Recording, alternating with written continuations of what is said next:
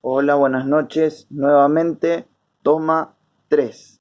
Esto se llama, esta pequeña enseñanza que vengo a compartirte, este mensaje de Jesucristo,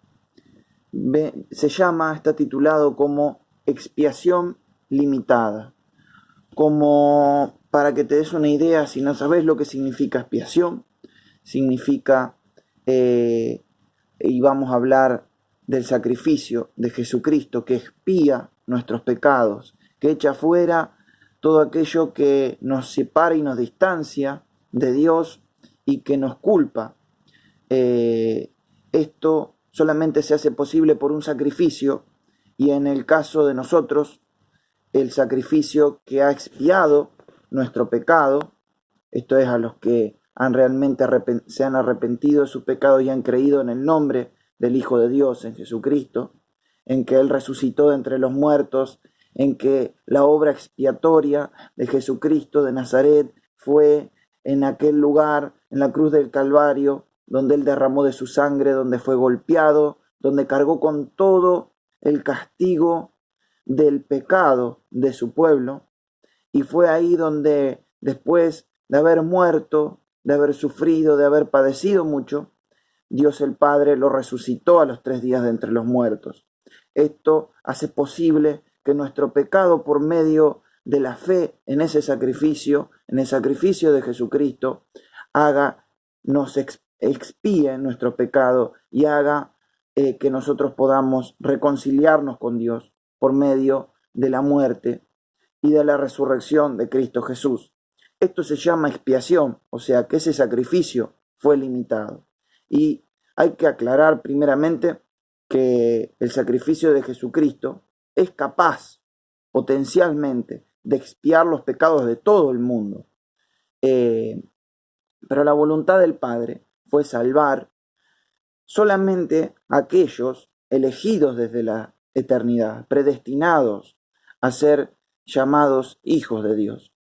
¿Qué quiere decir esto? Que al decir expiación limitada, no quiere decir que el poder de Dios sea limitado, sino que Él obviamente es omnipotente y no hay límites para Dios. Sin embargo, esto nos aclara de que el sacrificio de Jesucristo fue únicamente por su pueblo. Entonces, estamos aclarando y estamos afirmando que el sacrificio de Jesús no falló ni dejó lugar a fallas, como la mayoría de la gente hoy lo tiene mal entendido y mal comprendido, sino que el sacrificio de Jesucristo vino directamente a cumplir con su propósito de salvar a su pueblo, de redimirlos de sus pecados, de la muerte espiritual y de expiar esa culpa por medio del cuerpo de Jesucristo, el cual fue molido por nuestras transgresiones, machacado por nuestras iniquidades y nuestras rebeliones y pecados. Él cargó en sí mismo toda la culpa de nuestra maldad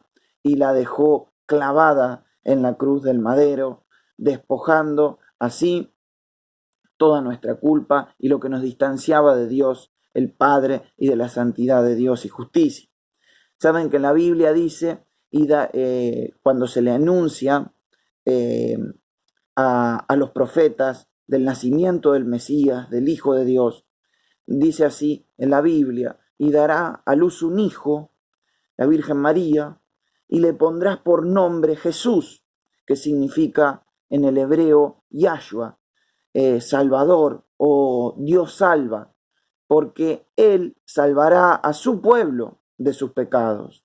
También hay otro pasaje, otro fragmento de la Biblia que dice: porque Dios nos escogió en Cristo antes de la fundación del mundo. O sea que el sacrificio de Jesucristo vino a cumplirse efectivamente para un grupo selecto de personas, para un remanente que Dios vino a buscar, a salvar, y lo tuvo que hacer cargando el pecado de todo su pueblo en sí mismo, muriendo en la cruz, que es el pago final del pecado, la muerte, y resucitando de entre los muertos, venciendo ese pecado. Entonces, esto nos aclara el por qué expiación limitada. El que hay una doctrina y una postura que se llama universalismo, donde mucha gente que malinterpreta la Biblia cree que la muerte de Jesucristo en la cruz, que el sacrificio de Jesús en el madero fue para todo el mundo. O sea que lo que Jesús hizo fue salvar a todo el mundo, a todas las personas de sus pecados. Por lo tanto, nadie va a ir al infierno. Y eso es un error y es una herejía, porque, como te decía, la expiación tiene un alcance y tiene un propósito ya cumplido en Cristo Jesús. También hay otra postura, que es el arminianismo, que es la más popular ahora, la cual viene de un tal Arminio, en la cual hoy se basan muchas de las denominaciones cristianas, como por ejemplo católicos, o como por ejemplo evangélicos, pentecostales y muchos más, donde ellos, en parte, para que lo podamos entender, ellos dicen así, ellos ven el sacrificio de Jesucristo de esta manera, que Cristo viene diciendo: he cumplido mi parte, di mi vida por todos, por todo el mundo, ahora si solo crees y vienes a mí, yo puedo salvarte. Sin embargo, no es así bíblicamente, sino que Jesucristo dice textualmente en la Biblia: he comprado con mi sangre a gente para Dios, de toda tribu, lengua, pueblo y nación. Jesucristo cumplió en la cruz aquella voluntad del Padre para la que Él fue enviado, que es salvar a su pueblo, expiarlo y librarlos de sus pecados. ¿De qué tenía que salvarlos? De la muerte, como veíamos en la toma 1, en el capítulo 1, veíamos que estábamos en depravación total, en pecado total, en muerte espiritual, que no podíamos nosotros ponerle condiciones a Dios porque nuestro pecado nos distanciaba y nos hacía enemigos de Dios. Entonces, entre toda esa multitud de gente pecaminosa, Jesucristo es enviado aquí a la tierra. Dios, en su amor, se hace carne para salvar a su pueblo, para salvar a una cierta cantidad de personas, de manera que algunas personas Dios obra con gracia y otras personas reciben la justicia de Dios. Dios no es injusto por haber enviado a Jesús a redimir, a expiar el pecado de su pueblo, de un remanente, de una cantidad de gente limitada. No es injusto porque en realidad no podemos reclamarle nada a Dios, sino que Dios decide aplicar gracia a su pueblo desde antes de la fundación del mundo, a su pueblo que Él ya había destinado a ser parte de su pueblo, que Él ya conocía desde antes,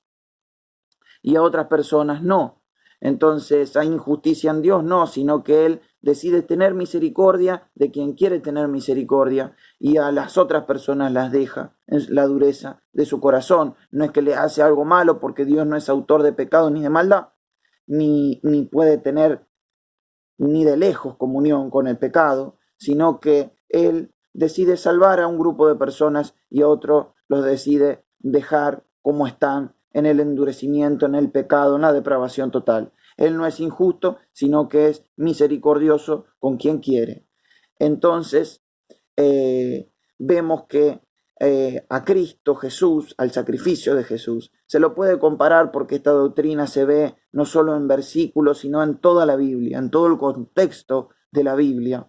Podemos ver que Cristo, el cual es comparado con el Cordero Pascual, también asimismo el Cordero Pascual fue aquel que redimió de la muerte, del ángel de la muerte, al pueblo de Israel, en ese momento al pueblo de Dios,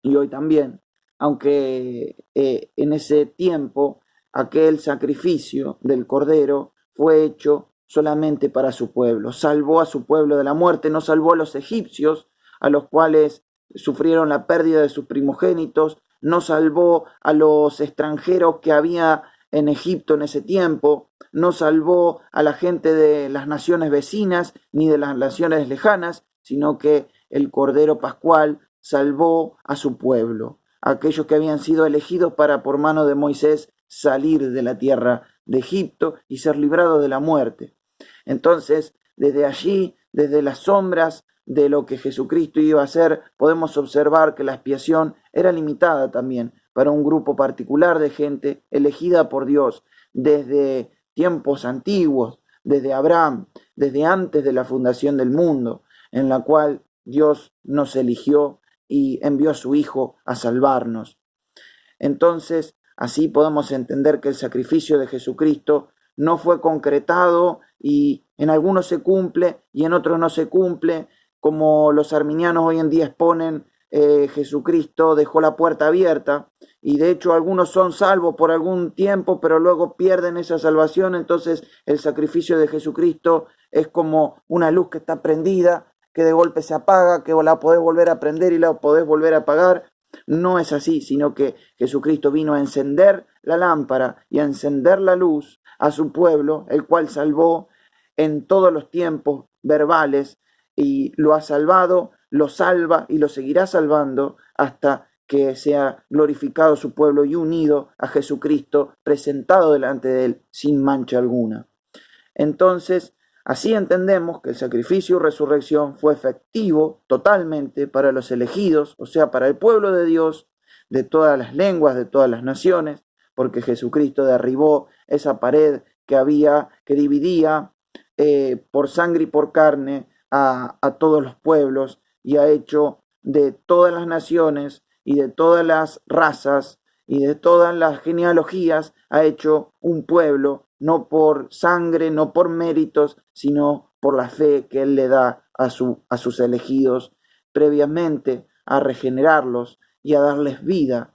y a salvarlos de sus pecados. Entonces así afirmamos que el sacrificio de Jesucristo no falló, sino que salvó eternamente a los suyos. Acordate, esto se llama expiación limitada, esto es el tercer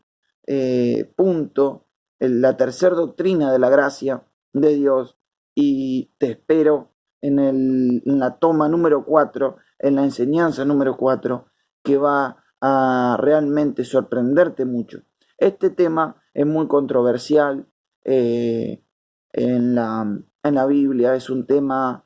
un poco fuerte, un poco chocante, que te vengan a decir que Jesucristo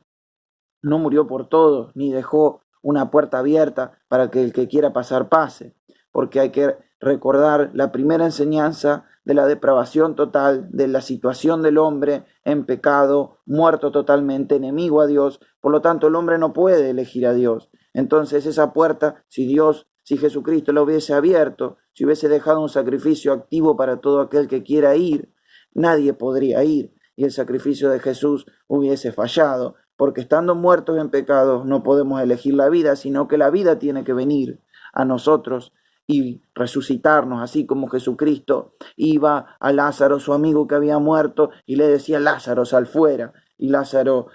salió fuera del sepulcro y pudo venir a Jesús después de que Él le dio vida. Y así lo podemos ver si recorremos y paseamos por toda la Biblia. Ricamente todas estas doctrinas de la gracia las vamos a encontrar ahí.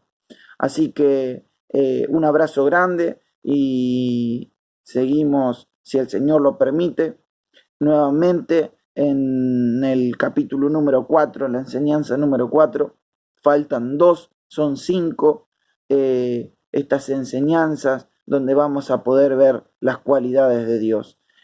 los propósitos de Dios. Dios no falla, Dios no tiene sombra de variación, Dios no deja cosas en duda, sino que Él cumple el propósito que Él tiene, Él cumple su voluntad y también hace que nosotros la podamos cumplir por medio de los designios de Él y de su conocimiento y de su voluntad. Un abrazo grande, buenas noches,